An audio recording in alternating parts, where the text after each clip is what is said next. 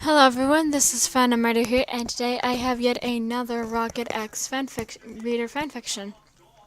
So I figured that it would be fun to make another fanfiction of Rocket, since I know that a lot of people have been wanting him and everything, even though I promised that I'd get back to the Teenage Mutant Ninja Turtle proposal series, which I'm going to do. I'm sorry for the extended wait on Mikey and everything, but he is in the next video, I promise you.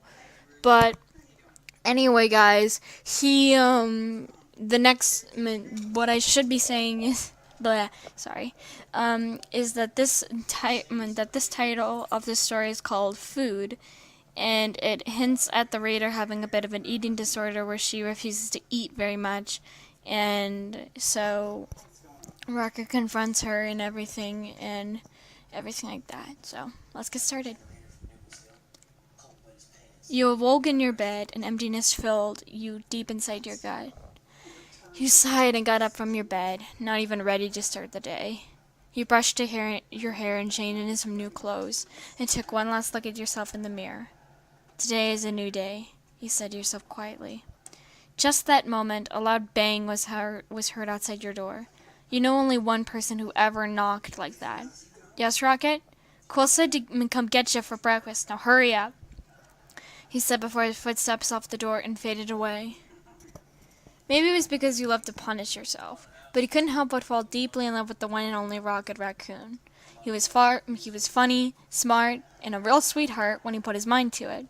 But your love for the furry guardian only made your hurt hurt that much more. For some reason, he just seemed to be bothered by your existence itself. He always snapped at you whenever you were watching him work, demanding why you insisted on watching him. He always groaned loudly when you would ask a question, as if wondering why you'd ask such stupid things. He would never sit next to you, which sounds normal for him, but if there was a seat next to you for him to sit in, he would just stand instead. You've asked the other guardians countless times as to why Rocket acted like this, and they they'd all been just as lost as you were. He's just being a dick, Quill would say. Perhaps he's having trouble opening up to you, Gamora said. He's likely being a furry beast as always, Drax spoke as he would polish his knife. I am Groot. Or, I can't say, as Groot spoke with a smile. All of these different responses just made you more confused. You thought about this as you walked into the kitchen, everyone gathered around the table, eating and chatting about their next stop at the next planet. You saw that there was only one spot available, and it was next to Rocket. Quill was the first to notice you standing there, and he smiled and waved you over. Hey, your name? Breakfast is all ready for you. You began to walk over and to sit down, but you just couldn't do it. You just grabbed your plate and began walking towards your room. Hey, your name? Where are you going? Rocket said, and your heart skipped a beat.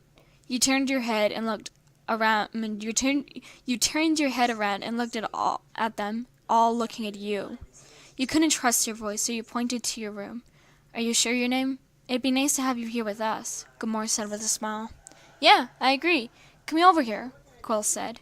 You looked back at your room, but then back at them. You sighed and walked over the table. But you didn't sit down. I am Groot, Groot spoke, clearly confused by you not sitting down. Huh? Oh, I just don't want to really sit down. I think I'll just eat while standing. You are aware that that's not good for you, Drax said as he drank from his mug. I feel better standing, you said as you held your ground and continued to eat. As you ate, you would occasionally see, you would see out of the corner of your eye Rocket looking at you occasionally. You shrugged it off inside and kept eating. You had only eaten half of your food, and when you went to clean off your plate, Quill came into the kitchen and saw your plate. Are you doing all right there, your name? You looked at him and faked that smile like always. Yeah, why wouldn't I be? Quill bit the inside of his cheek as he looked down at the dishes. You don't look like you've been eating. We're all worried about you. You looked down inside. Everybody but Rocket. Quill bursted out laughing at your comment, and you punched him in his arm. Shut up. Is that why you haven't been eating? You nodded. Your name, come on. I get that he's being a dick, but you don't need to starve yourself to get him to love you, Quill said with a smile. It's not. It's not just that. I've been having trouble eating for a while, but what Rocket's been doing hasn't been helpful. Is that why you didn't sit with us today? You nodded again. Quill sighed and took your hand. Do you want me to talk to him? No. It's fine. What's going on here?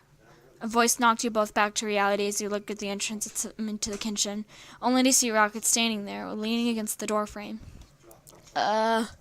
I was just talking to your name about her eating, he said as he removed his hand from yours. Like how she needs to take better care of herself? Rocket looked over at you, and you just looked down in response.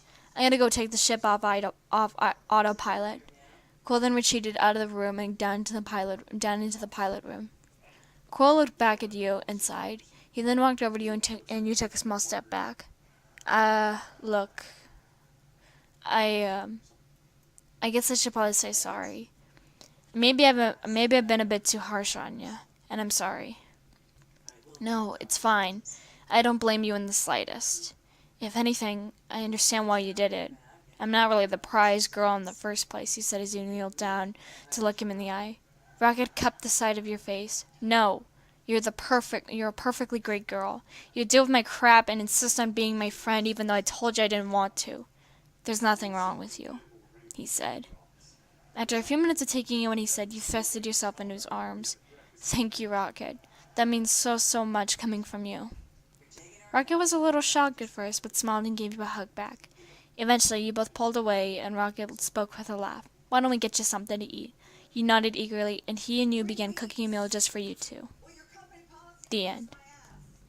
So, I've also been considering, for some of you fangirls and fanboys out there, I've been considering making a Doctor Strange fanfiction and everything, because I've recently become obsessed with him practically, and I think it'd be really fun to make one of those and everything. So if you guys would like to see that, please feel free to comment that down below.